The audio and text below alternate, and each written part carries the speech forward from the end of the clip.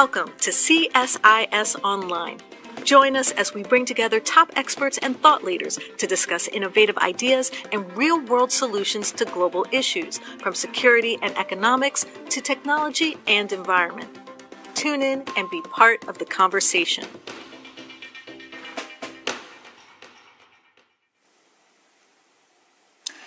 Good afternoon. I'm Mark Cancian, a retired Marine Colonel and Senior Advisor at CSIS. Welcome to our program today on our recently released report on the blockade of Taiwan. The report is entitled Lights Out? Wargaming, a Chinese Blockade of Taiwan. The project was funded by the Smith Richardson Foundation with additional support from the Diane Davis Spencer Foundation. We appreciate their support. A blockade of Taiwan is important to study because the ensuing disruption of global trade would affect every inhabitant of the planet and could lead to a major conflict in the Western Pacific.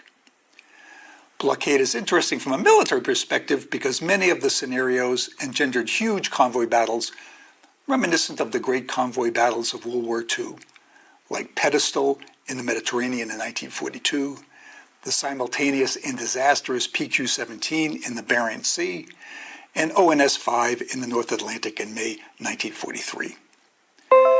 Our event will have three parts. First, there will be a 10-minute presentation on the report itself. Then there will be a 1-hour panel discussion on the general topic of a U.S.-China conflict over Taiwan. Both were taped last week when all the participants were available. Finally, there will be a live Q&A session with the three authors, so send in your questions. Before kicking off the report and the briefing, I want to acknowledge that this was a team effort. There were three principal investigators, me, Dr. Eric Hagenbotham, and Dr. Matthew Cancian. Eric is a co-director of a Wargaming Center at MIT, and Matthew runs War Games at the Naval War College. We were supported by a highly talented staff, whom you see in this picture. Chris Park and Grace Derry deserve special recognition as coordinators of research and wargaming execution. The project was also supported by researchers Navy Lieutenant Alicia Clark, Emily Israti, Shoshana Gevelberg, Kaylin Nolan, and Bridget Will. Now let's turn to the 10-minute briefing on the report itself. Matthew and I are the briefers. Imagine the year is 2028. Xi Jinping, the leader of China, has decided to try to change the status quo on Taiwan for whatever reason. Long-held plans, internal pressures, or some provocative act by the Taiwanese. There's economic measures that he could take, or military ones. The first thing that comes to mind is obviously invasion, but this is a very dangerous course of action with many pitfalls. He could try to seize some of the outlying islands on Taiwan. But in the middle is a blockade, an attempt by Chinese forces to physically interdict merchant ships going to Taiwan and apply coercion that way. The first vessels of the Chinese Coast Guard and the People's Armed Forces Maritime Militia go out and start boarding and seizing vessels bound for Taiwan. What would happen? How could the Taiwanese react? And would the United States intervene? And how, if so, what would that look like? To answer these questions, CSIS ran 26 iterations of a war game looking at what would happen if China instituted a blockade of Taiwan, looked at many different scenarios. The purpose was to inform both decision makers and the wider community about what the options were and what the consequences might be. The work was funded by the Smith Richardson Foundation and the Diane Davis Spencer Foundation. As a blockade could take many different forms, we looked at it from two primary variables in order to shape our thinking. First is China's escalation level, where at a very basic level they could just try to board ships bound to Taiwan using the Chinese Coast Guard and the People's Armed Forces Maritime Militia. But the conflict could range all the way up to a wider war where China is attacking any ships that go not just to Taiwan, but also U.S. ships in the region and Japan. Conversely, there's many different ways that the coalition could respond. First, the United States might not even be involved. if Taiwan's by itself, they could act in a circumspect manner and constrain their military forces to the area around Taiwan. Or they could be more assertive and try to stop Chinese military forces and non-military forces that are conducting the blockade. When the United States gets involved, it could be involved in a more limited way, just trying to escort convoys to Taiwan. Or, again, there could be a wider war where the United States is striking Chinese forces outside of the declared exclusion zone and even on the Chinese mainland. Combining these two variables together, we have a matrix of different scenarios that could constitute a blockade. In the upper left, you can see that we have a Chinese boarding effort that's met by a constrained Taiwan. In the lower right, there's a wider war by China where they're attacking U.S. bases in Japan, and that's met by a wider war by the United States where they're even attacking the Chinese mainland. We also want to look at how these scenarios would change if certain variables change and conduct sensitivity analysis in this way. Therefore, along the diagonals, we have multiple different iterations looking at different changes to our variables to see how the outcome would change. The result is 19 iterations in these different scenarios where the escalation levels are fixed to look at what would happen if both sides were locked into a certain scenario. To examine the dynamics of escalation, the project ran 5 free-play games. In those games, the two sides were not given an escalation level to begin at, but could choose their own escalation level. In some games, the teams went to a high level of violence. In other games, they found an off-ramp to limit the level of escalation and violence. Whatever the format of the games, we use 3 basic modules in order to model the combat and the economic effects on Taiwan. The first answers the question of what shipping is available to try to go to Taiwan. Second, we move into what of that shipping that's sent to Taiwan makes it there, given both the Chinese efforts to stop it and the U.S. and Taiwanese efforts to push it through. Finally, we look at what the effects of that cargo arriving on Taiwan are, particularly looking at energy production. We would run those models for 1 week, get the results, brief them back to players, and the players would make decisions again for the next week and continue through that cycle 20 times to get a look at 20 weeks of gameplay. The project began by establishing a zero baseline. What would happen to Taiwan's economy and society if nothing got through the Chinese blockade? Here you see 3 futures. The middle one is what would happen if the blockade occurred with Taiwan's day-to-day posture. The upper one is what would happen if Taiwan increased inventories and made certain preparations for its economy and society. The lower one here is what would happen if Taiwan increased its efforts towards green energy.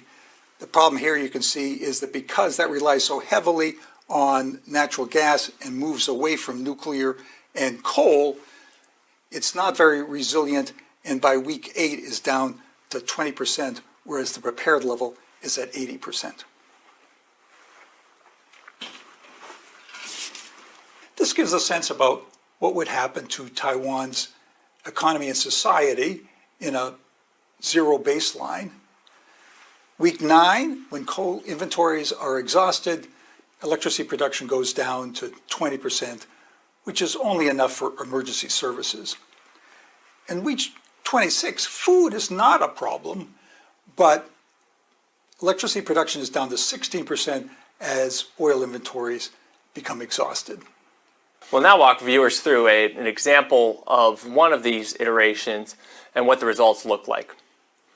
So this is a 3x3 scenario where China is using offshore attacks to try to stop ships from getting to Taiwan, and the U.S. and Taiwan are escorting convoys to try to push supplies through. Thus, in this way, both sides are sort of fighting with one arm tied behind their backs. If we look at the board, commercial shipping from around the world is going to Japan, but continues no further as it knows that there's high risk of it if it tries to go to Taiwan. Those goods, therefore, are transshipped onto ships that are owned by the United States and Taiwan They go through the Nansei Shodo, this chain of Japanese islands, where they're afforded the political protection of being in Japanese territorial waters.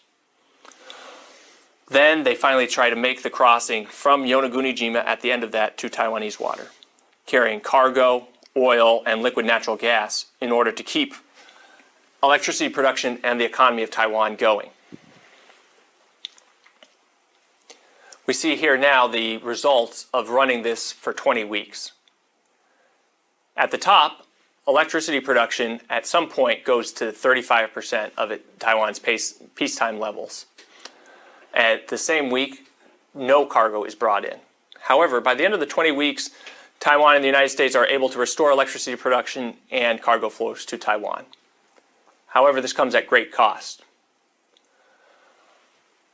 Taiwan and the United States both lose over 100 merchant ships that are lost in the effort, and this is a steep cost to pay in such a scenario. However, it's necessary in order to keep the Taiwanese economy functioning.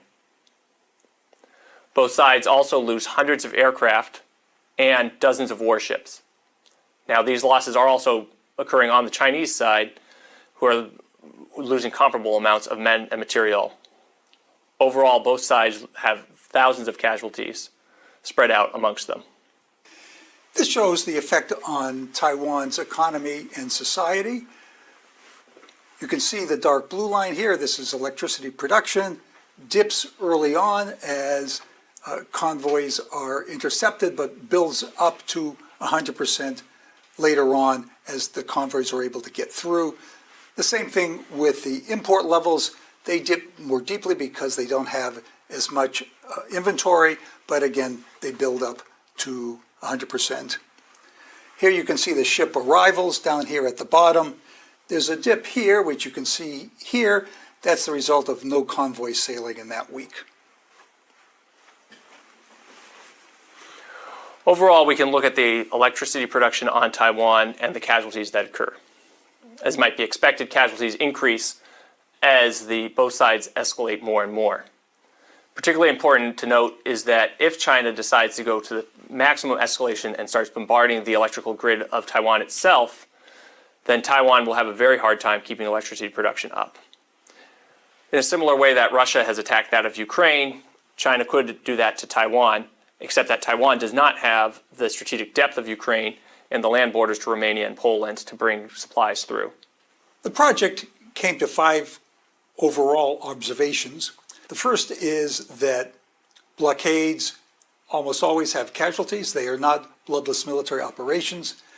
The second is that there are escalatory pressures at every level, sometimes on one side, sometimes on the other. Taiwan cannot face China alone. The disparity in economic and military power is too great. It needs U.S. help if it is to remain an autonomous and democratic entity. Energy and merchant ships are the critical factors for resilience because Taiwan does not produce very much energy on its own. It's reliant on imported energy. And finally, blockade is not a low-cost, low-risk operation for China. There's the possibility of escalation and also alienating the global community. As a result of these observations across the 26 war games, we have a number of recommendations that we've binned into generally 4 categories. The first of which is that Taiwan and the United States need to prepare their merchant fleets. In order to deter China, China needs to believe that it cannot succeed in this endeavor. And one of those is by preparing the ships that will be needed to take cargo to Taiwan. Particularly important is the liquid natural gas carriers. These are specialized types of ships that keep liquid natural gas cool and densely packed, and that Taiwan is reliant on them in order to keep its electricity functioning. Because energy is the weakest element in Taiwan's resilience, Taiwan needs to pay a special attention to that. One way to do it is to ensure that its energy sources are resilient. It can do that by extending the life on its existing nuclear power plant and also by hardening its electrical system. Allies and partners are critical to a U.S. military effort. Therefore, it needs to make joint plans with those allies and partners, particularly with Japan. Japan is critical both because of its potential as a transshipment point and also because of the U.S. military bases that are on Japan. Finally, the United States and its allies and partners need to prepare to counter and end the blockade. Most important among those steps is thinking about off-ramps to offer Beijing. Beijing can't feel like it's painted into a corner and that the only way out is continued escalation. Somehow this conflict needs to end, but without Taiwan making substantive concessions to China. For more information, see the full report at csis.org. Now that we've given you a sense of the report itself, let's turn to the panel. Our panelists discussed the general topic of a U.S.-China conflict over Taiwan. Eric moderated the panel and introduced the panelists. Thank you. I'm Eric Higginbotham, a principal research scientist at MIT's Security Studies program and co-director of the Wargaming lab there. I'm one of 3 co-authors of the report, Breaking Out of Quarantine, Wargaming, a Chinese Blockade of Taiwan. And we're joined today by 4 great panelists, each of whom brings expertise to the issue, and all of whom have played at least an abbreviated version of the game. Starting on my right, Admiral Scott Swift served as commander of the U.S. Pacific Fleet from 2015 to 2018, and previous to that served as director of the Naval Staff for this CNO's office. Among his operational assignments was command of Carrier Wing 14, and his operational experience includes, among other things, participation in Operation Praying Mantis off Iran. He brings a wealth of relevant operational and regional experience. Dr. Jennifer Cavanaugh is Director of Military Analysis at Defense Priorities and teaches at Georgetown University. She previously worked at RAND and has published extensively on grand strategy and military issues, including work on Taiwan and an assessment of historical U.S. military interventions and their successes and failures. So thank you for being here. Jacob Heim is a senior policy researcher at the RAND Corporation. He teaches at the RAND School of Public Policy. He served as an analyst in the Office of the Deputy Assistant Secretary of Defense for Strategy, and he currently leads projects for RAND and the Air Force and others on a variety of Asia-related and net assessment issues and problems. Mackenzie Eaglin is a senior fellow at the American Enterprise Institute, where she works on defense strategy, defense budgets, and military readiness. She previously served on congressional defense committees and at the Pentagon in the Office of the Secretary of Defense and the Joint Staff. She's written extensively on U.S. defense policy, budgets, and Asian security issues.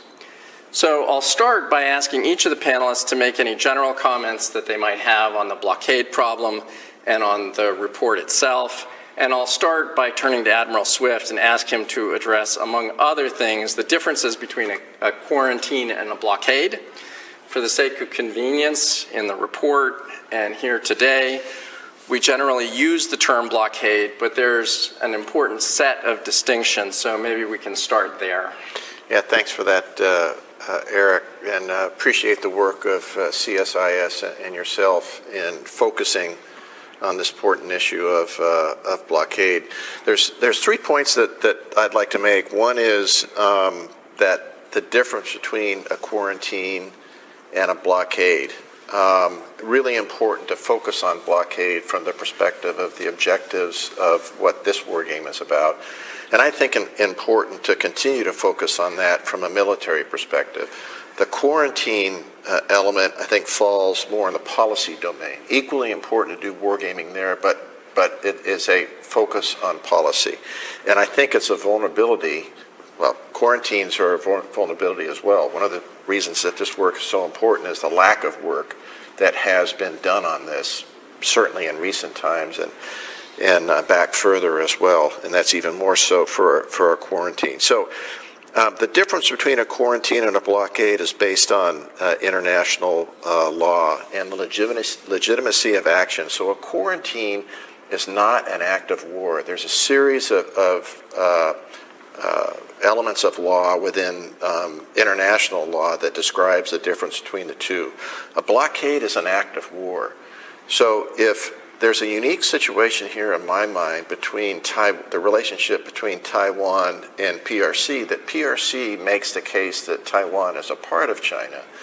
If their approach was to characterize their actions that they take in the context of a quarantine, regardless of how militaristic they may be, to say this is a sovereign issue that we are covering down within our own country.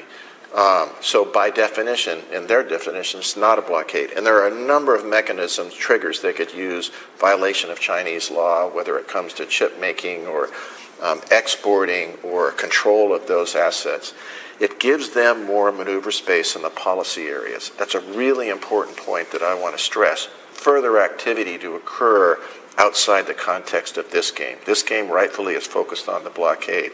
But I think being here in D.C. as we record this, I think that element is really important.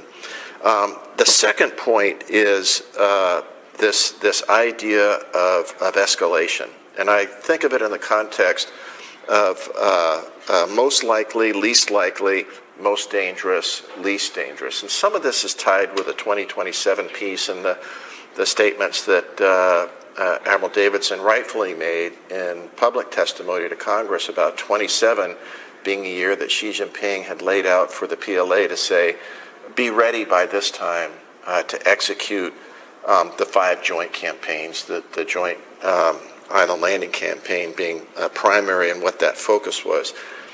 My view is that unfortunately that put an undue focus on 2027. I've been as concerned about something happening today, back when he did his testimony, if that was today, all the way through 2027. So on that scale of most dangerous, least dangerous, I would put quarantine on the far side of least dangerous. That's why it's important to think about it, because if that is the approach that PRC took, we need to deeply understand what those implications are to the United States and our allies and partners and friends.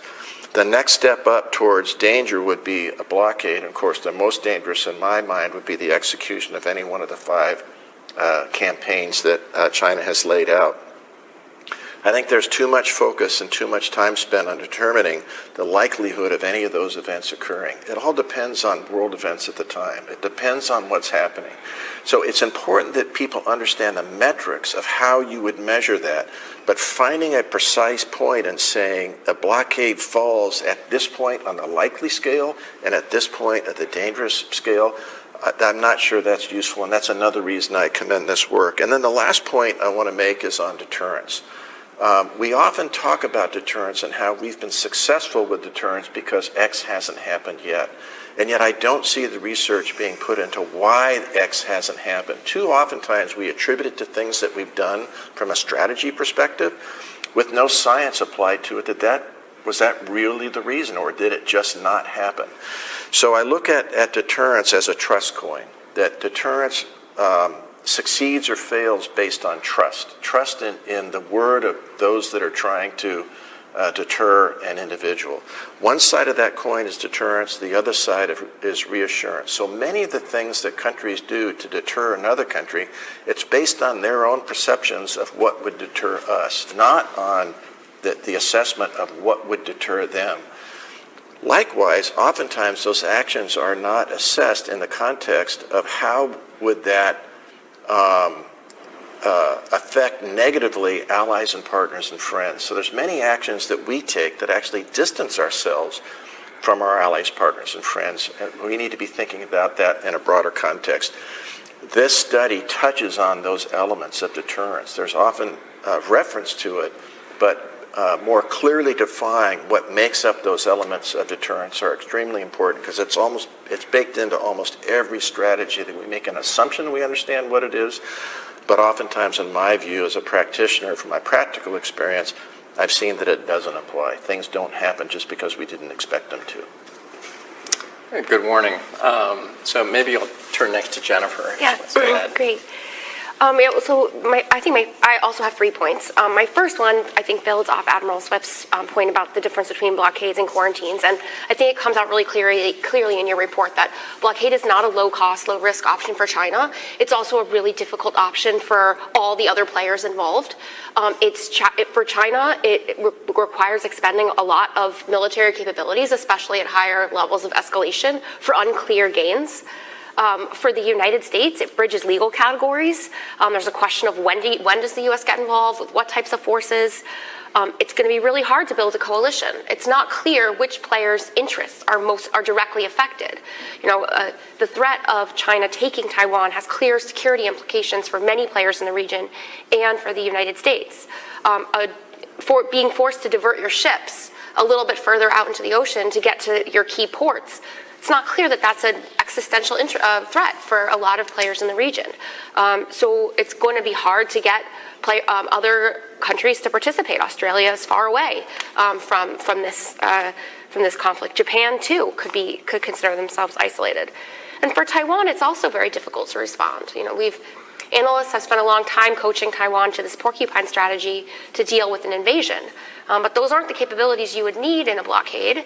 And even if they invested in sort of higher-end capabilities, aircraft, ships, missiles that they might need in a blockade scenario, they're never going to be able to match the PRC. So they're always going to be operating from a deficit, and it's not clear they can even do enough to shift the military balance. So it's a really tricky and complicated situation for everyone, and I think that really comes out. There's this idea that the blockade would be easier, but in fact it's much more difficult for everybody involved.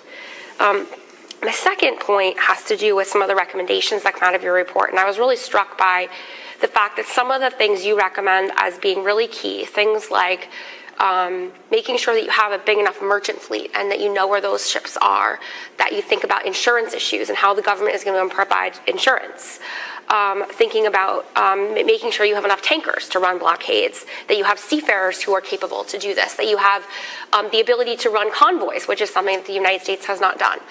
These are things that would have been really helpful in the Red Sea as well. And as we see the ability to disrupt traffic, maritime traffic at key choke points, like the Strait of Hormuz was in the news just recently too. As it becomes easier to disrupt traffic at these choke points, these are the types of investments that all countries should be making. And so to me, these are no-brainers. Even if you're not worried about a blockade situation or you don't think it would be in U.S. interest to be involved, these are the types of investments you can make to prepare yourself for this broader set of maritime challenges that are emerging and that are increasingly common. So these are things I would really underscore for policymakers, are things to start investing in. And it's not just a DoD issue here. It's DHS and other legal authorities. So it has to be through some sort of interagency process. And then the final question, or the final point, is really a question that I have that I don't have like a full answer to, and maybe we can discuss in the panel, is how much should the U.S. be investing in thinking about this problem? It's not clear to me how vital the U.S. interests at stake would be if Taiwan were to be blockaded.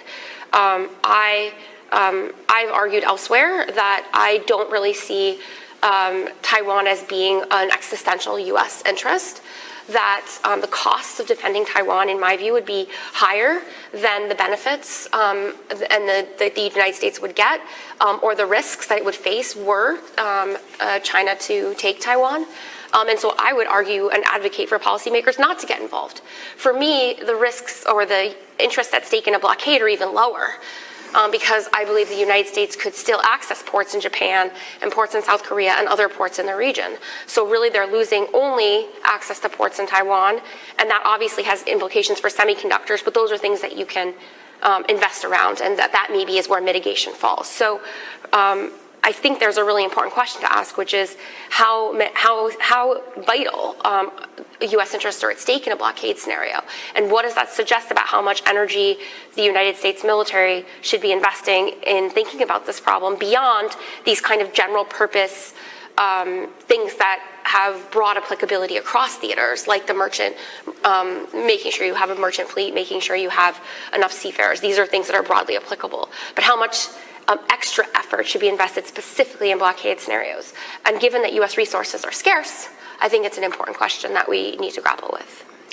Thank you. So I'm going to return to ask your question back to you momentarily, but first we'll move on to Jacob for his opening comments. Thanks, Eric. And I'm going to keep the trend going by having 3 points to offer. The first being that I was struck playing in the game what a strong Paul Mill element it had. I mean, obviously, there's always a political context for any use of military force, but a lot of the questions, like the Admiral brought up about how it's framed and how that framing affects other countries' reactions and what resources they'll bring to bear, I kept coming back to it during the game. It was central load-bearing variables for the outcome of it. And that, in my experience, is sort of the inverse of the more canonical invasion scenario, where there are absolutely Paul Mill aspects, but you can more rapidly just focus on the operational problems and push those Paul Mill things to the side. So that's thing one. Thing two is that the blockade scenario plays out over a longer time frame than the opening phase, at least, of an invasion scenario. And it does not get, generally speaking, resolved decisively quickly. And that creates, I think, some interesting analytic challenges for us about the tools we use, the ways we design war games. But I think it also brings up some interesting questions for the participants, as the Admiral and both Jennifer mentioned, that it's not an easy operation because it's going to play out over an extended period, and that extended time frame gives the opportunity for unexpected things to emerge.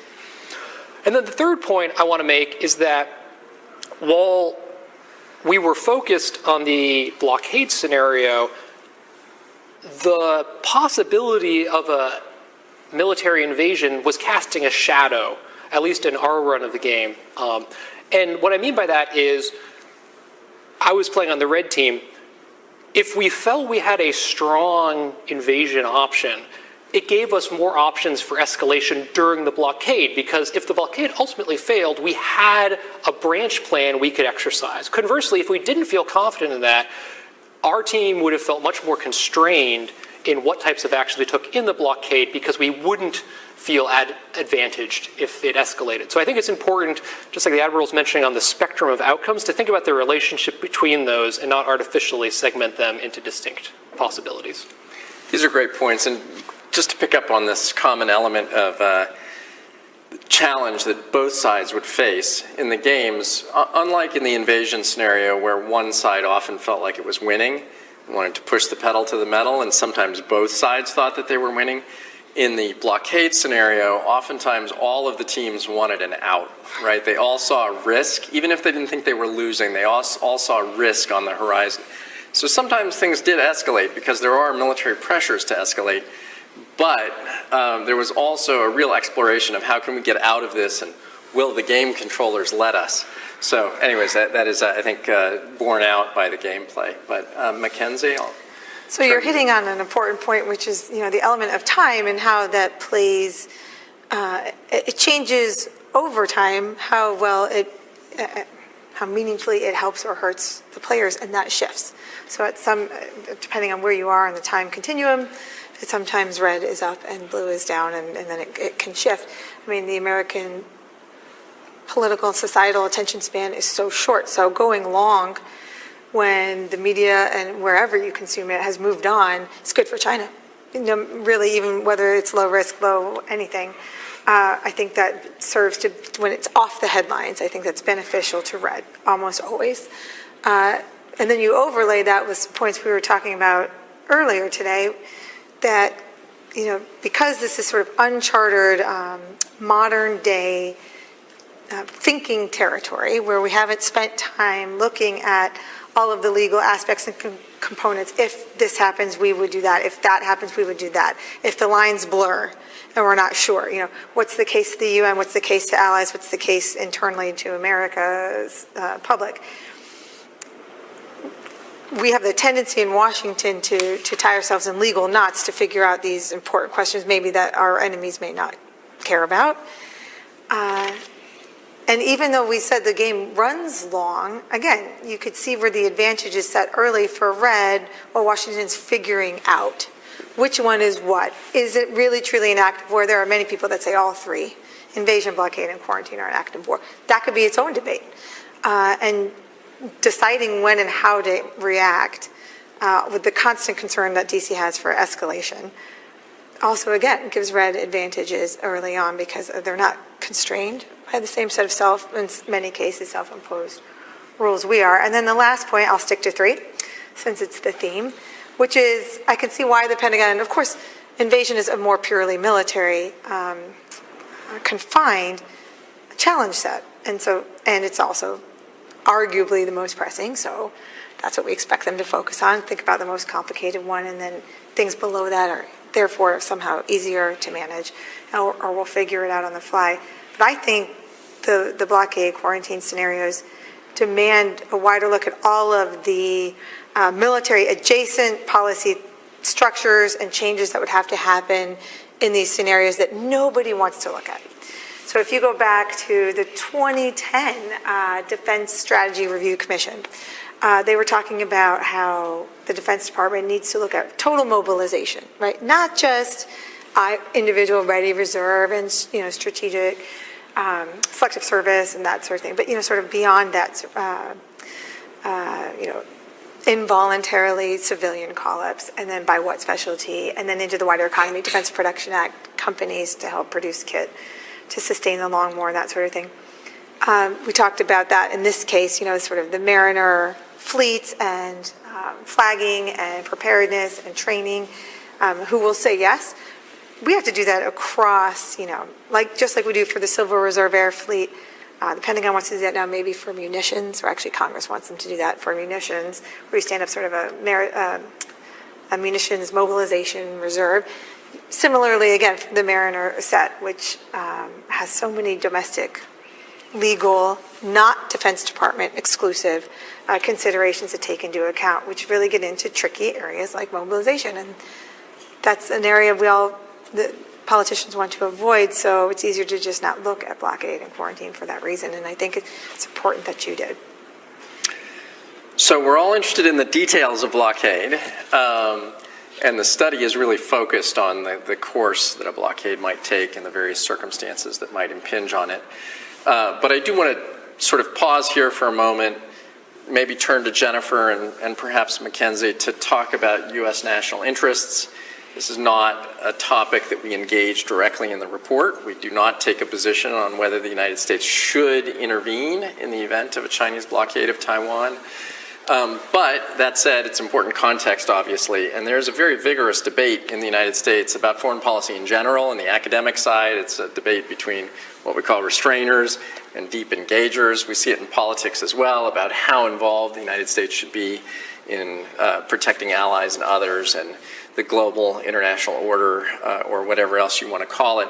So I'll turn to Jennifer first to maybe just say a little bit something about that debate, where Taiwan fits into it, and maybe along the way you can speak to how a blockade might be seen in that context, as opposed to other types of contingencies like an invasion. Would the U.S. public or U.S. political leaders view it the same way? It may have this, it may represent a threat to Taiwan's sovereignty, but would it be viewed the same way? Well, I think it's a great question, and it's an important debate. I think for a long time there's been this narrative that Taiwan is sort of the linchpin of U.S. power in Asia and globally, and that if Taiwan is seized by China, it marks a sort of a catastrophic outcome for the United States. It would be economically devastating. It would allow China to project its military power across the region, and would be the end of the U.S. alliance network, at least in Asia. I think restrainers push back on all pieces of those arguments, and I would put myself in that camp. I think, I won't necessarily spend time on our panel on blockades detailing all the specific arguments, but I think there are reasons to be skeptical of how much military advantage China would gain from seizing Taiwan. I think there are reasons to question the economic benefits.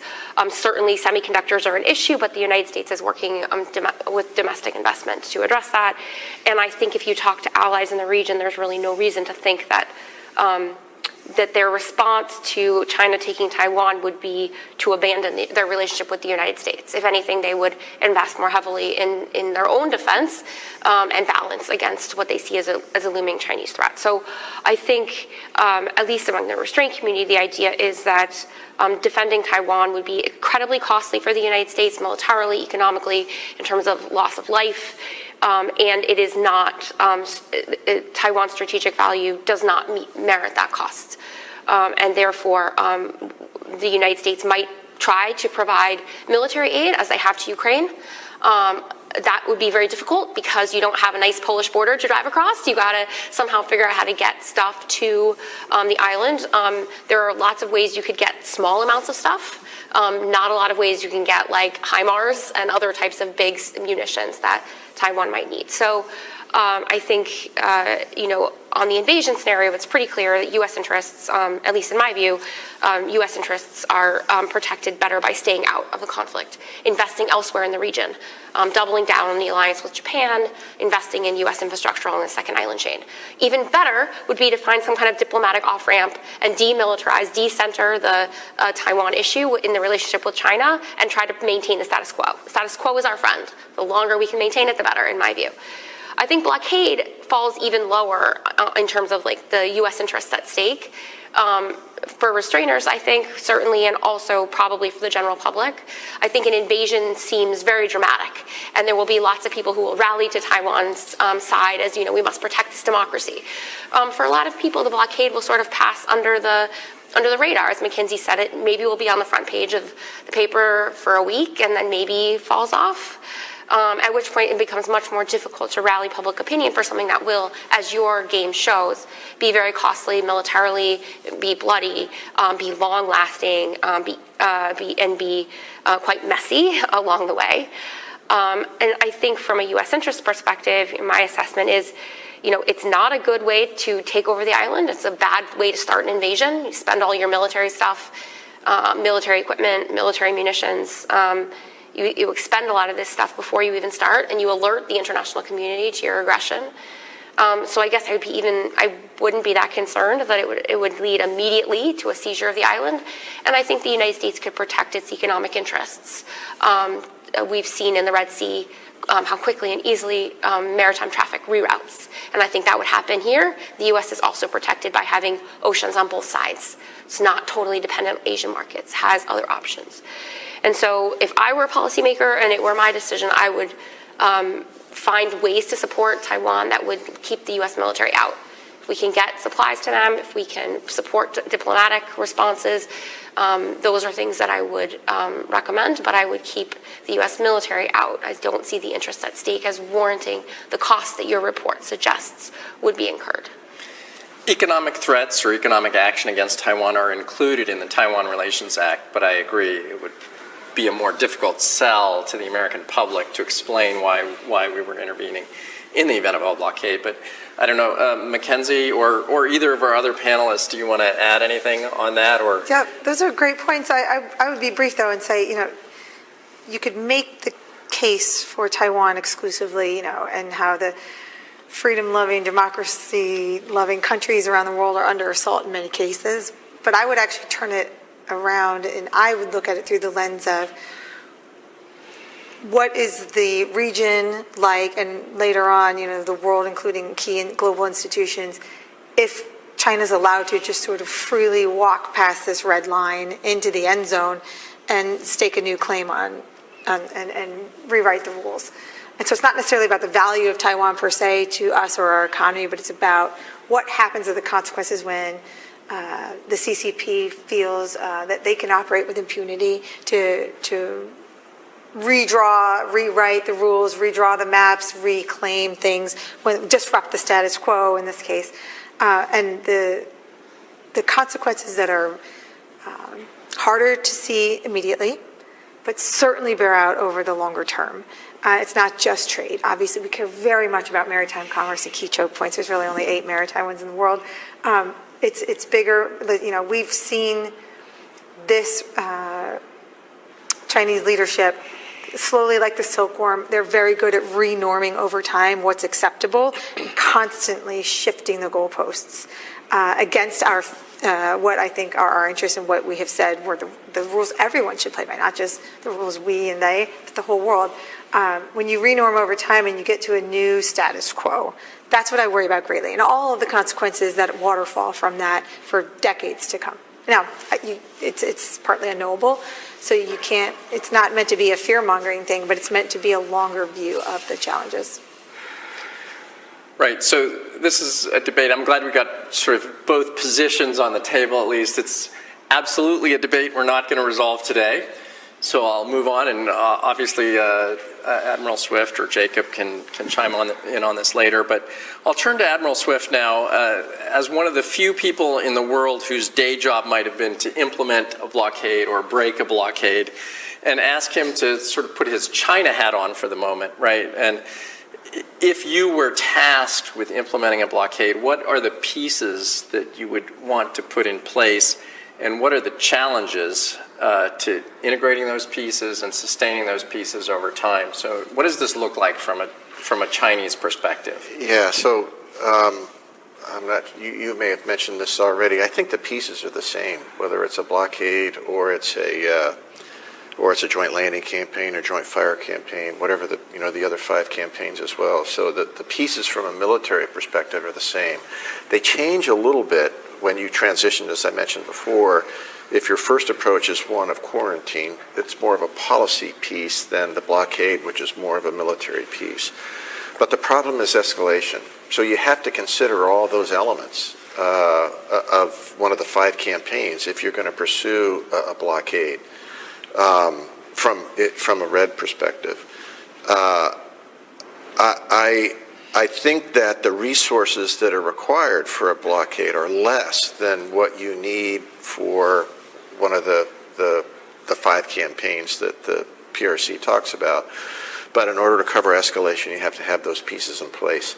It is a more subtle approach. There are leading indicators that if China is moving towards executing one of the 5 campaigns, that are telltale signs that that's the area they're moving in.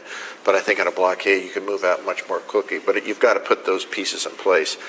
I will put my blue hat back on, and I hear a lot of discussions. First of all, not enough discussion on blockade. I can't stress that enough. But the other thing is that we talk about convoys. Convoys was a specific World War II tactic based on submarine warfare that required the U-boats to be in position to intercept within 2,000, 3,000 yards. So the zigzag tactic was only to get a 5,000-yard offset.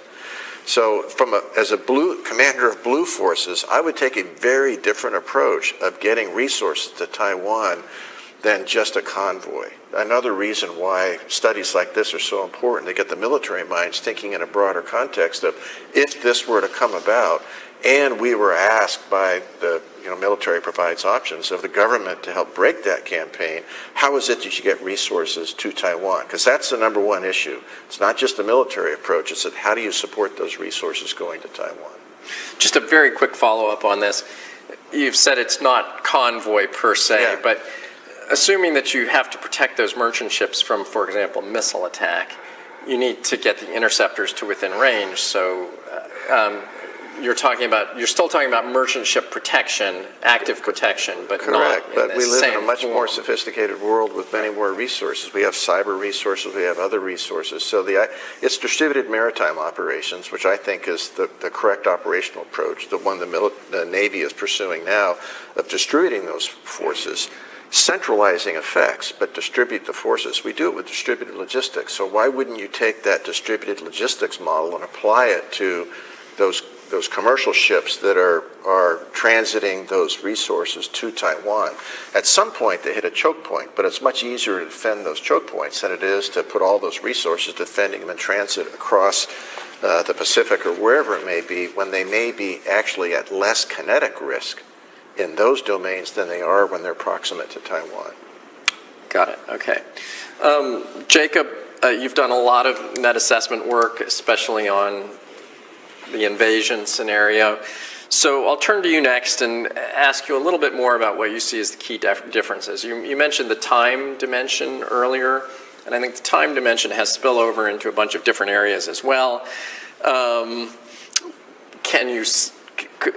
do you think it's possible to say which one is a harder problem? And then just sort of what other differences do you see in the way that this plays out across time? Yeah, Eric. So the biggest difference I want to emphasize here is that in the blockade scenario, there's not a time-sensitive operational center of gravity like in the invasion scenario. In the invasion scenario, once the Chinese actually put that force at sea, there's a very intense time pressure on them to get it safely across and on the United States and the coalition to try to interdict it. And that has cascading effects on how the entire campaign plan on each side is designed. Because Red needs the information, maritime and air superiority to get it across, and the coalition, of course, is trying to break that. And that's not at play with the blockade. So there are some benefits to the Red side of this difference. Because there's no joint island landing campaign to protect, Red can be more patient. Red does not have to, for example, conduct an extensive joint firepower strike campaign to seize that information, maritime, and air superiority. Also, because there's not that amphibious assault, Red doesn't have the danger of quickly losing and catastrophically losing at the outset of the conflict. And I think those are both positives from the point of view of a Red planner. But there are cons to the Red planner as well. The first is that the theory of victory here is a little bit fuzzy, but it fundamentally depends upon Taiwan deciding to capitulate. And it's unclear about where Taipei's thresholds are. And that's fundamentally unknowable. It would emerge during the course of this process about how much political will Taiwan had and how it responded to the challenge. And so that puts Red in the awkward position of needing to maintain this operation for an indefinite time horizon while it waits to find out where Red's threshold is. Which is why I emphasized in my opening comments the importance of whether or not Red thinks it has an invasion option in its back pocket, because that gives Red more options if things develop during the blockade. Taiwan displays more resolution and staying power, for example. It gives them more options to manage it.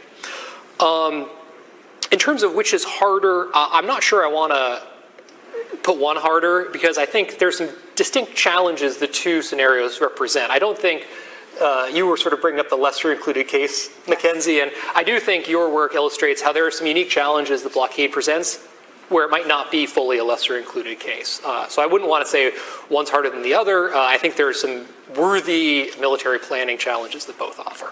Can I jump on a quick point?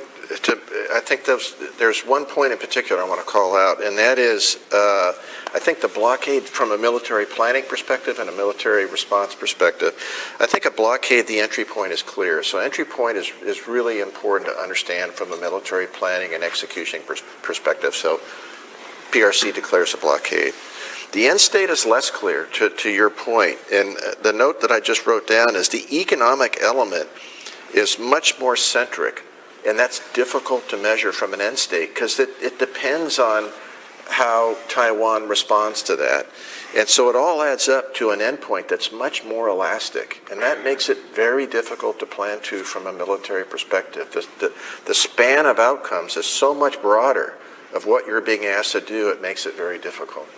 And I'm glad you both brought up this issue of pain thresholds. I mean, we've seen historically a very wide distribution of pain thresholds, and with some targets of blockade or siege literally being willing to starve before surrender. So there is a range, and it is unknowable before the fact. A couple of benefits are said to sort of follow from blockade. One is that the country that implements blockade can de-escalate more easily than they could from, say, invasion. Another might be that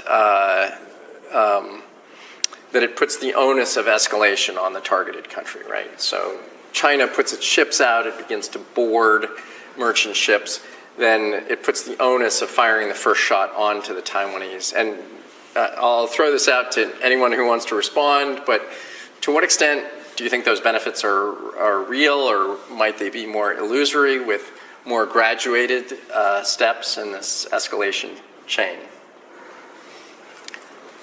Seems to me like they might exist, but they might not. Like your last point there, where it puts the onus of or the burden of escalation on the blockaded country.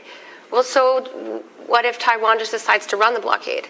Then China is the one that has to escalate. It has to decide: is it willing to attack a merchant ship, or is it just going to try to divert it? So that seems to me like you could easily flip it. And then on the easier to de-escalate, yes, to a point, but it depends how far you've gone up, right? Like at some point you pass a threshold where it's not so easy to de-escalate. Once you start to use kinetic means, you started to fire missiles at Taiwan or shoot merchant ships or fight with the U.S. Navy, you can say, okay, we're done, we'd like a ceasefire, but things never go back to the way they were before. Number one, you've expended military capabilities. Number two, everyone will now look be much more wary of Chinese military aggression. And so you'll never have the same aspect of surprise that you might have had originally. So it seems to me like they could exist, but you would have to play your cards right and have a little bit of luck to take advantage of them. There's also the danger, I think, for the one imposing the blockade, that there are always surprises when one goes to war. There's the danger they might find out that their forces are not as capable as they had hoped. I mean, the Russian invasion of Ukraine in 2022 is an obvious example of this. And that is a situation where even if China successfully de-escalated, that could have far-reaching consequences for the credibility of other threats they want to make that I think they have to worry about, because they are ultimately the ones trying to change the status quo here. Yeah, I would say I don't think it makes any difference from a warfighting, from a competition perspective. I think it's a self-assessment of winning or losing, and what's your timeline that you can tolerate getting to that point of losing. And I think the only option here is to escalate. Otherwise, it's huge risk. If the decision of the PRC is to de-escalate because they're not achieving whatever their objectives are, or they can't achieve them on an acceptable timeline, I think that puts them in a very difficult position. It's very difficult to de-escalate. And the other is the resiliency of the target here being Taiwan. And I think that's very difficult to understand. I mean, look at what's going on in Ukraine. Look at what's going on in Gaza. Look at what's going on in the Red Sea and with the Houthis. The resiliency, it's very difficult to do a predictive analysis of when they're going to hit that point if they no longer have that resolve. I would be very cautious about anybody that suggests they have a calculus that can say with any level of certainty we're confident in the outcome of a blockade or any other military operation. To some extent, briefly on that point, to some extent resiliency is partly linked to the extent of preparations, I think, ahead before anything launches. And I think it was Jennifer who made the point earlier, it's not exactly the same set of capabilities and preparation and training and thinking and answering the tough political questions for all the 5 scenarios ever under armed force invasion and the other 2. And so if we're over preparing for one, which we are, I think the panel's actually kind of agreeing on that, and the report highlights why we shouldn't, well then it makes the other blockade more likely, I would argue, because that's what you're just watching everything you're doing and recalculating over time what they're going to do in response to that, which can create deterrence if you're not adjusting into real time to their own calculations. You also, the deterrent point you mentioned earlier, but we have to be thinking about the preparation and what's not the same for blockade versus invasion. Yeah, this is exactly where I wanted to go next, so that's great. And both of you have written about procurement priorities for Taiwan and for the United States, so maybe I'll turn to you both first on this question. But coming back to this point that preparations to counter invasion are not the same preparations that you need to make to counter a blockade. So probably all of us, I'll say with some confidence, have advocated that Taiwan should pursue more of a porcupine strategy with distributed munitions and capabilities that are more survivable. So, ground-based air defenses, ground-based anti-ship missiles that can be driven out on trucks and deployed from hides. Those systems don't travel well over maritime areas, and a blockade can be run at some distance beyond the range of those systems. So in those cases, maybe frigates and aircraft are more useful. But how do you draw balance, and is there a way to square the circle? Taiwan's economy is a 20th the size of China, so you've talked about, Taiwan needs to increase its defense budget to 4% of GDP. The current administration has talked about 10% of GDP, but even 10% of Taiwan's GDP is 0.5% of China's GDP. So that highlights the need for priorities and making tough decisions. So how do you square this circle? If you're Taiwan, I'll start with you on Taiwan and then maybe turn to Mackenzie for U.S. priorities. But if you're Taiwan, where do you draw the balance, and how do you kind of square that circle? Well, I still think I prioritize the porcupine strategy capabilities. I think, it's important to have these asymmetric capabilities to protect against some kind of invasion threat. I don't think those capabilities are irrelevant in a blockade scenario for a couple of reasons. One is if you have things like drones and other types of, autonomous capabilities, those could be useful. Anti-ship missiles are not irrelevant because they could be used if Chinese ships got too close to the island or tried to encroach in. It would at least force some kind of buffer around the island. If a blockade were successful and Taiwan decided to capitulate, having all these asymmetric capabilities distributed across the island could make the Chinese life pretty unpleasant. I was going to ask, what does capitulation look like? So they give up politically and then they take over an island filled with people who hate them, with a real insurgency threat. Those porcupine capabilities could be useful for making that insurgency threat quite real. So I don't think they're irrelevant. That said, you do have to invest in other types of capabilities. No country can have only porcupine, only these small, lots of small things. So you would need to invest in some aircraft and probably some frigates. But I think the investment there can be limited or should be limited because I'm not sure what the goal of those capabilities would be or how much difference they would make. Yes, they could potentially harass Chinese forces trying to blockade the island, but are you ever going to be able to match them one-to-one in a way that's actually going to impose costs? Probably not. So I think there would have to be careful strategic planning and thinking about what are we going to use these capabilities for and how many do we actually need. Even if you're buying these higher-end capabilities, you're going to be using them in an asymmetric way. You're not going to be trying to match China one-to-one or head-on. So how are you going to use them, and what's the best types of investments and how many things you need? I think one thing you could rule out probably is tanks. Taiwan is waiting for a big number of tanks. I don't think tanks are relevant in an invasion scenario. They're not going to survive, and they're irrelevant to a blockade scenario. So that's one thing you could cut out. So that's kind of how I would try to balance it. But I think it is a tricky balance. It does require more defense spending total, and it does require thinking about asymmetric ways to use these more higher end capabilities. Good. And Mackenzie, you've written about U.S. procurement priorities with regard to these contingencies in East Asia. Presumably, I don't want to put words in your mouth, but thinking mostly about the invasion scenario, but maybe you can summarize some of your points about that and whether those priorities might differ if you were optimizing against a blockade as opposed to an invasion. They could differ, depending on, again, this sort of temporal dimension that we're talking about, the Allied involvement, which I like Jennifer's points. Depending on how this goes, some are going to see no interest at all or no reason to get involved in, and depending in other ways how it escalates, they may very well need to, whether they want to or not. I do often think about the capabilities that, whether this administration wants to balance and keep a status quo in 3 theaters at all. At the same time, they arguably don't.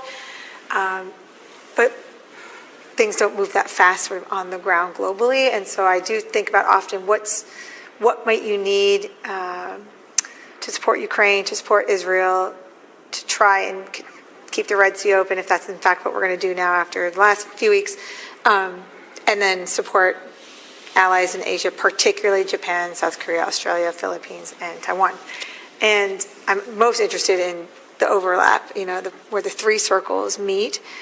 There is some overlap between all of those, and those are obviously our most critical capabilities. And we're in the terrible 20s, where our conventional and strategic forces need to be recapitalized at the same time. Not in the same way as they always have been in the past, not necessarily on one-to-one, and not without taking into account modern warfare and how technology is changing it, everything from drones to space. But your most critical assets, like I said, where the three theaters overlap in some risk and capability and temporal domains, we're pretty much short across the board in all three of those. And so, it's the obvious choices. Working out from there, if you're truly pivoting and you're trying to shift to Asia, it should free up some space if you want to take risk in other theaters to then balance the invasion investments that are required, but then also add in some new ones that may be blockade specific only.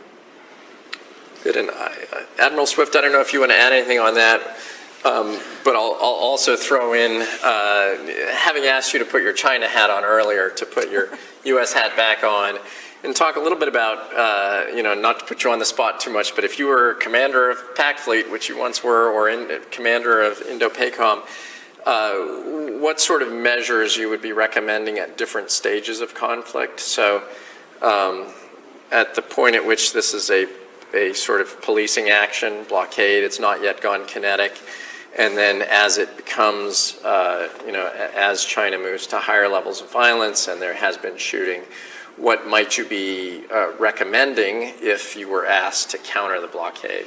Yeah, so I'll start with the first point to say that if you're talking about procurement of military power, it's very difficult to do that in run. You pretty much have to fight with what you have.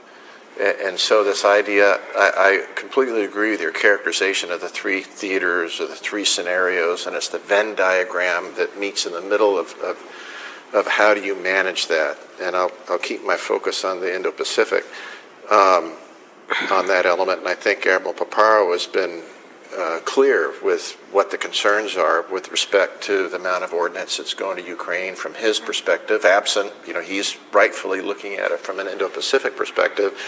And there's risk associated with that. How quickly can you reestablish those stockpiles of ordnance and material that's going in support of Ukraine? So that's one point. To the second point of preparation, I think Admiral Paparo has been clear here as well. He often talks about the importance of a whole-of-government approach. I do think there is a difference in starting off from a U.S. perspective with a blockade, because with a blockade, that is much more heavy from a whole-of-government approach in the response than it is with a military response. The military is a fairly light response. It's really important that policies step out. That's why I made those earlier comments about a quarantine as opposed to a blockade. That is obviously full of a policy issue. And there I have concerns about how rapidly policy can turn in this country in the context of how rapidly things can escalate in a kinetic and non-kinetic way from a military perspective. So I do think that Admiral Paparo and his commanders are thinking deeply about this. Admiral Kaler just spoke about this at a conference in Manila, for instance, on his perspectives of the implications of this dialogue, more specific to the South China Sea than Taiwan. But I think it's that shift. It's that moving from diplomacy and policy to more of a military-centric approach, that you get that with a blockade. And as others have talked about here, if that blockade is not successful, if there's a necessity to escalate, then you're escalating into one of the 5 campaigns, joint fire campaign, joint landing campaign, whatever it may be. And now that it becomes much more of a military-centric perspective. That's what's been missing. I wouldn't say that we're planning too much on the high-end kinetic end. I would suggest that we actually need to do more wargaming there. But that is the center of focus. And we're not doing ourselves any favors by not focusing on the blockade piece, the left of bang, those policy issues, those whole-of-government issues. And I'm not saying that's the demand, that's the area that DOD needs to take on themselves. I think that's more of a whole of a government approach. Look what CSIS is doing right here. How many games have you and your team done? 26. 26 games. I mean, it's incredible. In interwar years at the War College, there was 300 games that were done from 2019 from 1919 to 1941. So you can't have enough of these wargaming, modeling, simulation, and exercises to really understand this problem set to make sure that you can cover it down from a national perspective. To say nothing about where the population is. How supportive is the population going to be in a competition like this that turns kinetic? Thank you. Well, and I'm glad you mentioned the need for wargaming. And I agree. We ran 26 war games, which felt like a lot over the last year. But I also felt, and I think the whole team felt like in many ways we were just scratching the surface. So, I think we need many more series of war games, exploring different assumptions, and sort of structured in different ways. But we're beginning to run out of time here, but I'd be remiss if we didn't at least raise the issue of de-escalation and off-ramps. So in some of our games, violence escalated to the highest levels and we wound up in a situation of wider war. In other cases, there was de-escalation. In some cases, Taiwan was forced to make significant political concessions. But I will say, even in those games that escalated, I think it's safe to say that teams were considering off-ramps, or at least thinking about whether there were off-ramps. That isn't guaranteed to be true in the real world. China may embark on this hard over, with some sort of do or die philosophy. But it's also not unreasonable to suppose that both sides may be looking for off-ramps. So I'd be interested in getting your views on, how we prepare off-ramps, how we think about off-ramps, how we might war game better so that war games are so that off-ramps are a part of our gaming and simulation. But if you have any thoughts about, how we can do this with fewer casualties than we wound up with in many of our games, I think those would be quite valuable. I'll jump in. There's 3 points I'll make. One is I don't like red lines. I think we would be much better served if we talk about red zones. And I use Syria as an example. When the U.S. made a policy statement from the president at the time, and I'm not being critical of any president, but when the comment was made, the use of chemical weapons in Syria was a red line, I took a breath when I heard that, because I thought, if I was Putin, I would move to test that red line. Now, he did it in a smart way. It took him a long time to get there because he was smart in walking up to it slowly, but eventually crossed it and used chemical weapons against civilians and called the U.S. bluff. And I think that was detrimental to the U.S. position on the global stage, which reduced our ability to work deterrence and other de-escalatory measures, to your point of de-escalation. But if the comment had been made that that was a red zone, the use of chemical weapons, and the U.S. would choose to take a position based on the events and the time that occurred, I think puts you in a much stronger position. So my first point would be, let's not talk about red lines, let's talk about red zones. The second point I would make is, if you pass an off-ramp, you can't go back. There is no reverse flow. You may take lessons from that and applying it to the next off-ramp. That's why escalation is so difficult to control. It's so easy to escalate, it's so hard to de-escalate. And the third point is that if you decide to use military force, it is useful to think of that in the context of, I've given up on diplomacy. That it's very difficult to keep that diplomacy fire burning, but you have to. So it may be through a third party, it may be backdoor, but there's got to be a mechanism to keep that dialogue going, to explore what those acceptable off-ramps may be to both sides. Too often times we think of an off-ramp as a blue off-ramp or forcing red down a red off-ramp. These are purple off-ramps. They're off-ramps that are acceptable to both parties. And I think we're seeing that play out in Ukraine. We're seeing it playing out in Gaza. We're seeing it playing out in Yemen. We're seeing it playing out in Iran right now as we speak. So we need to think about what are those off-ramps that are acceptable to to the parties that are in competition?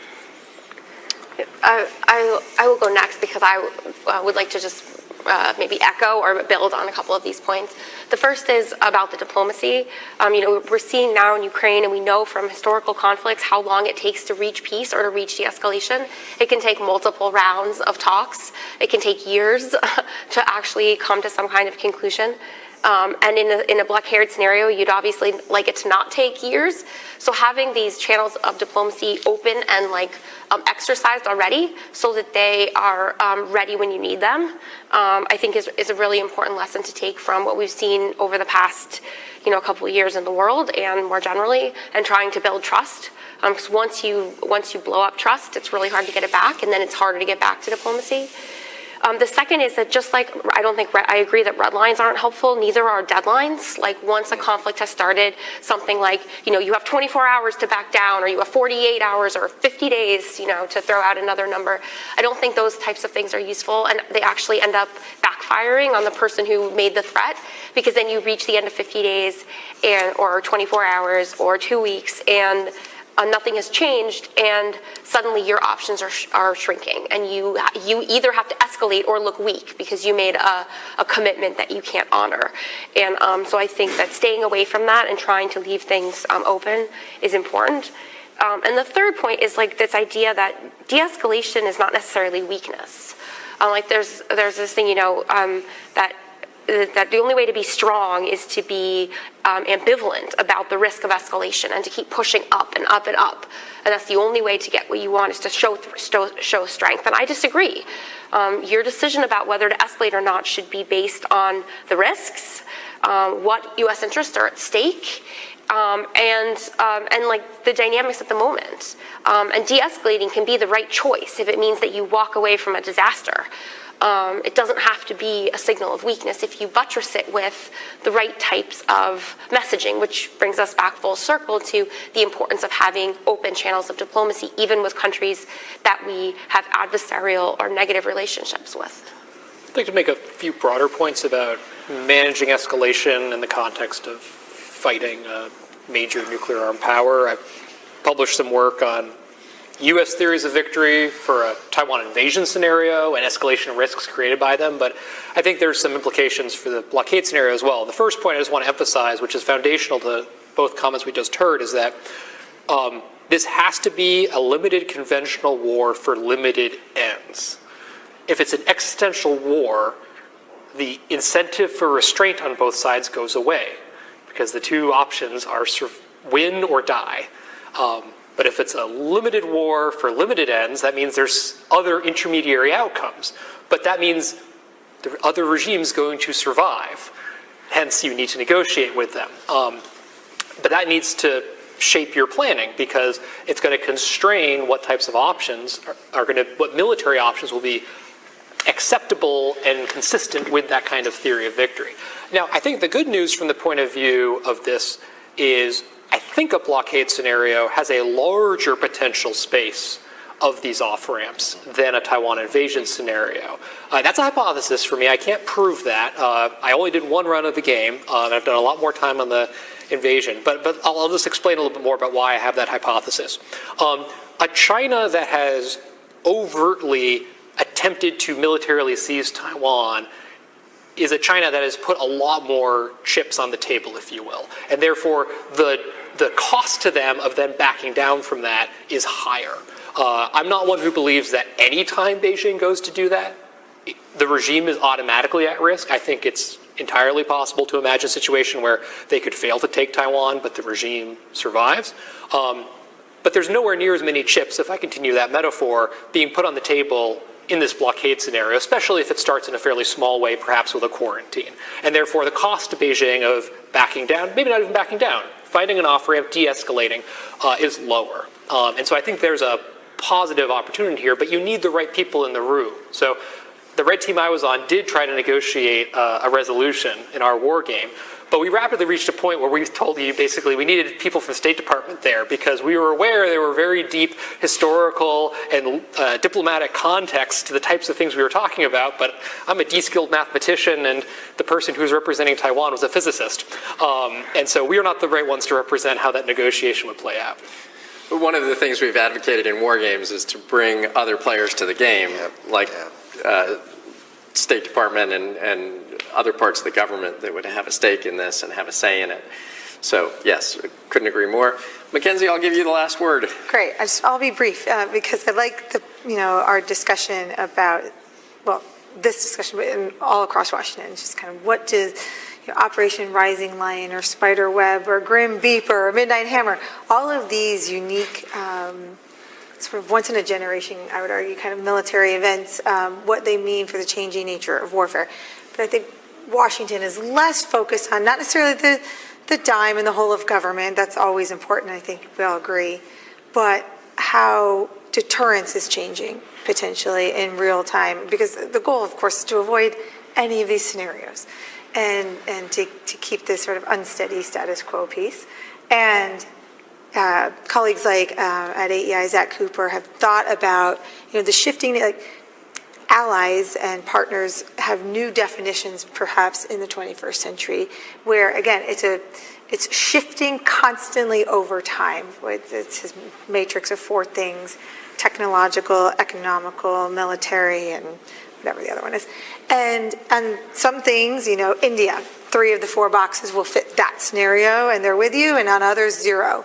And they're with America, and it depends on the scenario, it depends on the events, it depends on what happened in the world that day, it depends on which of the, matrix of issues is affecting them directly as a country. And it's no more just, we have this thing, insert, NATO or Article 5 or any sort of even bilateral security agreement, and that's how deterrence will be upheld or lost. No longer, I think, is this calculation, not that it was ever simple, they would say in the Cold War was anything but I don't think we've thought through extensively the competition deterrence as well as the warfare deterrence adequately for the modern globe and all the digital economy, information economy, and how to update those models and thinking to help prevent all of this in the first place. So thanks for having us. Well, thank you all so much for taking time out of your schedules, both to be here today and to familiarize yourself with the game and the report. We're extremely grateful. You've put a tremendous amount on the table for us and our audience to think about. So again, thank you very much, and congratulations on a great discussion. Thank you. Thank you. Thank you, Iris. Congrats on a great report. Oh, thank you. Well, finally, we've arrived at the part of the event where you, the audience, can ask questions. To do that, you can hit the link on the event page. Before jumping into the questions, though, I want to reintroduce my colleagues on this project. We have joining us Dr. Eric Higginbotham, who's a senior scholar at MIT and co-director of a wargaming lab there. And we have Dr. Matthew Kansian, who runs war games at the Naval War College. One of the first questions we received was about quarantine versus blockade, which was discussed at length with the panel. It's important to note that China would regard an action against Taiwan as an internal matter. They would not regard it as a blockade, but rather covered by domestic law. There's a section in the report that discusses that. But because of this confusion about an internal matter, quarantine, blockade, we actually changed the title of the report from breaking out of quarantine to lights out ? To avoid this legal question. Let's turn to our next question, which will go to Matthew here. What do you think of Eugene Goltz's analysis on the ability of China to blockade Taiwan via missiles by repeatedly and continuously striking Taiwan's port? I thought he put together a strong argument and wondered if it played out in your analysis. I have had the privilege of seeing Eugene's work evolve here, and I think it does a great job of emphasizing the dangers of bombardment in conjunction with blockade, where when we say blockade, people's natural thoughts turn to the shipping, which is an extremely important part of it in many of the scenarios. But at higher escalation levels, at higher risk tolerances, China could directly attack Taiwan and has probably tens of thousands of close-range ballistic missiles that it has built in order to do that. So I think that it's a critical part of this report is to not just focus on the shipping element, but also the hardening of Taiwan, and particularly energy infrastructure. But part of that also could be port infrastructure. And I think it will be very good for people to look at Eugene's forthcoming work and analyze how Taiwan might look forward to protecting not just the electrical grid, as we emphasize in our report, but also all elements in order to build this resilience that would show China that they can't just bombard Taiwan into submission. Because right now, if China sees, in the future, if China believes that this is very doable and that they could severely disrupt Taiwan's economy and infrastructure to the point where Taiwan would be willing to make concessions, then that would greatly weaken deterrence for China. Great. The next question I'm going to send to Eric, and that relates to other countries in the region. Would a blockade stop all shipping from Asia to the United States? And then the related question, what would it do to China's shipping and economy? That's a great question. I mean, I think the first point here is that there would be no normal here, right? There's no normal shipping at this point. So, all shipping, all trade would really be heavily affected, starting with supply chains. So if you take Taiwan out of the international economic system, a lot of those supply chains begin in Taiwan, they go through China. Now you've decoupled those economies at a minimum, and then the kinetic conflict, assuming that it goes kinetic, then blocks trade elsewhere as well. So China may be blockading Taiwan, but if you have a kinetic conflict around Taiwan, that's likely to mean that no normal shipping, in other words, commercial shipping that is insured through commercial means, is going to a large subset or possibly all of the Chinese ports. Potentially, the U.S. could impose a counter blockade, countering China's blockade of Taiwan, but even without that, a lot of Chinese shipping would be heavily affected. Japanese shipping, if Japan became a combatant, for example, if China chose to attack U.S. bases in Japan and it then became a combatant, Japanese shipping might also be affected. Korean shipping could potentially be affected. Most of Korea's shipping, about 90 or 95%, goes through the Ryukyu chain, which would be in the middle of this thing. So I think, profound effects on all shipping coming in and out of Northeast Asia. And a follow-on to that, also for Eric, how would this affect Korea, North and South specifically? Right. So that depends on a lot of things. I mean, we're already, we've already run through this matrix, right, of rules of engagement. So potentially a blockade could be limited to relatively narrow geographic area, assuming that it's not, and that it becomes a somewhat wider conflict. Then anything coming through the Ryukyu chain is probably no longer going to be commercially insurable. So almost all commercial insurance contracts now have what's called a five-power clause, which means that it does not cover insurance for shipping affected by war between any two of the five members of the UN's permanent members of the UN Security Council. So China and the United States. A war between China and the United States is not insurable.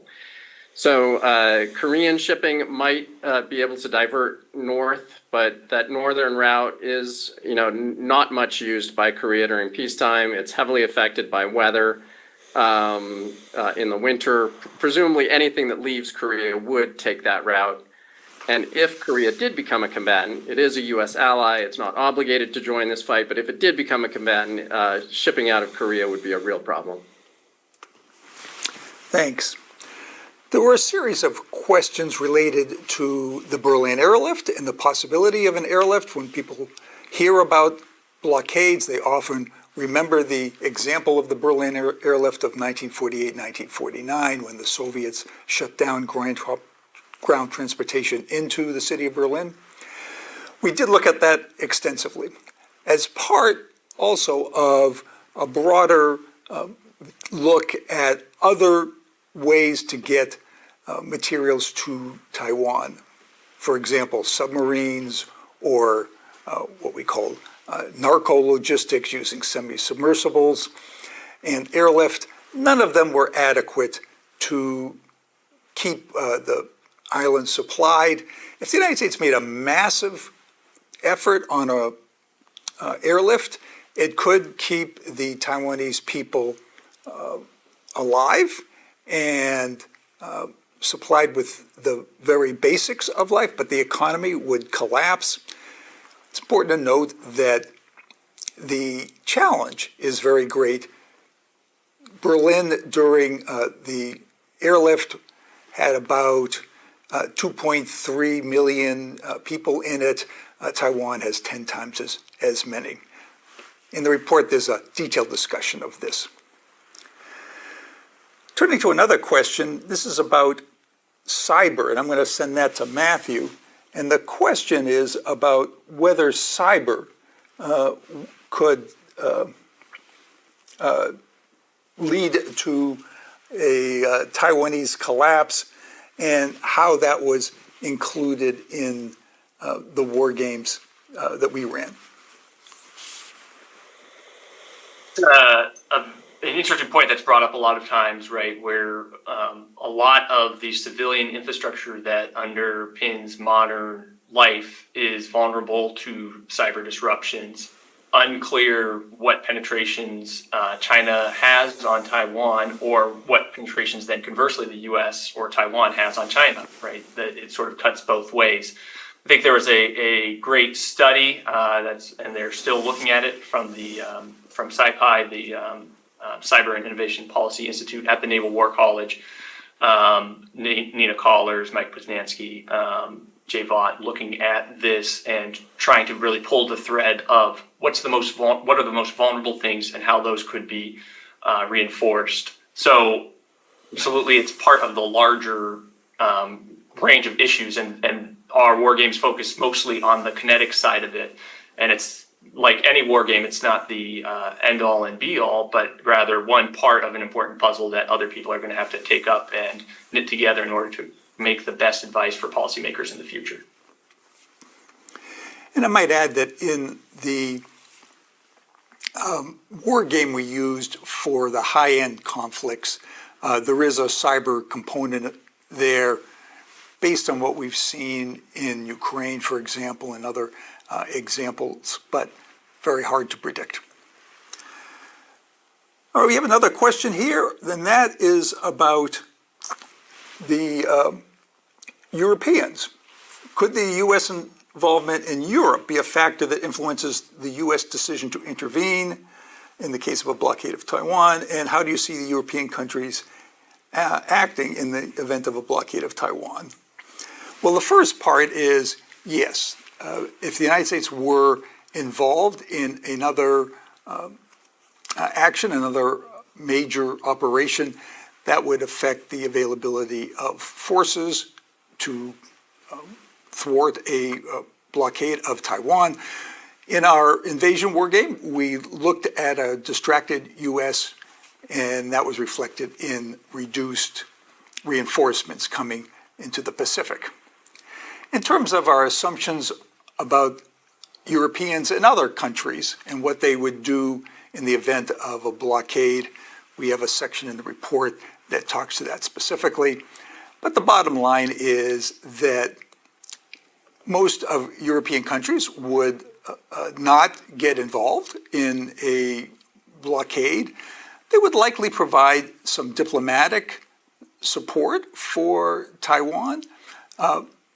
Only the UK and France really have the ability to send military forces. They've practiced that in the past, In our base case, we assumed that both of them would send small squadrons to participate in freedom of navigation operations. Another question here about would China engage in a blockade without having the ability to successfully invade Taiwan? It seems difficult to de-escalate once a blockade is enacted. So let me send that out to Eric first and then to Matthew. Sure. So blockade is often discussed as a better alternative, effectively, for China. It does have limited lift capability. Lift would become a critical vulnerability for China, potentially, certainly a center of gravity for it in an invasion. So here it doesn't have that particular vulnerability. So this is regarded by many as a better option. I'd make 2 points here. First of all, there are challenges on both sides that don't exist in the invasion. A lot of those grow out of the duration of the campaign. So to force a capitulation of Taiwan, assuming that the United States gets actively involved, we're talking about a long campaign, and that imposes a lot of stress on the Chinese military, a lot of attrition on the Chinese military if the U.S. is operating against it. So there are other disadvantages. There are other risks that China runs here. Obviously, the risks on the U.S. side as well. But a lot of times, the blockade is discussed on a continuum, and the assumption is made that one could begin with a blockade and move to an invasion, or begin with an invasion and move to a blockade. I think our conclusion on that is that that's actually a very difficult proposition. So if you engage in high-end warfare in either one of these scenarios, a general war, a blockade that becomes a general war, or an invasion, both sides are going to take severe losses. China is going to lose the assets that it needs for the other option. So in other words, if there's a high-end war surrounding a blockade, it will lose many of the assets that it really needs for the invasion and vice versa. So moving from one to the other is probably not going to happen. Matthew, anything you'd like to add? I just add that just as important as looking at the military elements as we do, and how that shapes escalation is then thinking through the steps of how we de-escalate in a conflict, and that the way that you would de-escalate, the levers that you could pull, or the carrots and sticks you would offer to China in an invasion scenario are different than those that you would have available to you in a blockade scenario. And not necessarily easier or harder, but that is, I think, one of the important next steps for the U.S. policy research agenda is, if one of these scenarios comes to pass, what do our negotiations with China look like? What are the off-ramps, and how do those change in various scenarios, in addition to the military deterrence side? Great. Well, we're coming to the end of our time, so I'm going to ask one last question, and that is, what was your biggest surprise as a result of doing this project? And I'll start here by saying that when I looked at Taiwan and its vulnerabilities, food was not one of those. Taiwan produces some food on its own. It has large inventories, and the amount that's needed to import to keep the population alive is relatively small. That was not the great problem. Energy was the problem. So let me turn then to Eric. Great question and great points, Mark. So I'm not sure I would call these surprises, but 2 things that really struck me. One is on the political side, the other is operational. But on the political side, this isn't anything that I can say is a definitive conclusion, because it's really based mostly on the free play games. We had a limited set of those, 5 of them. But I was quite struck by the fact that several of the U.S. teams, I think in 3 out of 5 cases, actually probably more, I think all of the U.S. teams were very reluctant to risk escalation. Now, some ultimately did take the risk and engaged in higher-end warfare, but none of them wanted to, and 3 of them successfully avoided escalation. But that raised for me the question of whether we, the United States, might be a lot more reluctant to engage in warfare, right? To really intervene in the case of a blockade than in the case of an invasion. Again, we can't really compare. We don't have large ends, so I can't say this definitively. But I mean, the outcome could very well be the same. Taiwan could be forced to capitulate. Blockade is covered under the Taiwan Relations Act, and yet there may be more reluctance. This may be a harder sell for the American public, or political leaders may be more reluctant to get involved in it if it is a blockade. So that was something that certainly struck me, and that I suppose I would call a blockade. And then again, on the military side, I already said it, but both sides face real challenges. They differ from some of the specific challenges that we face in the blockade.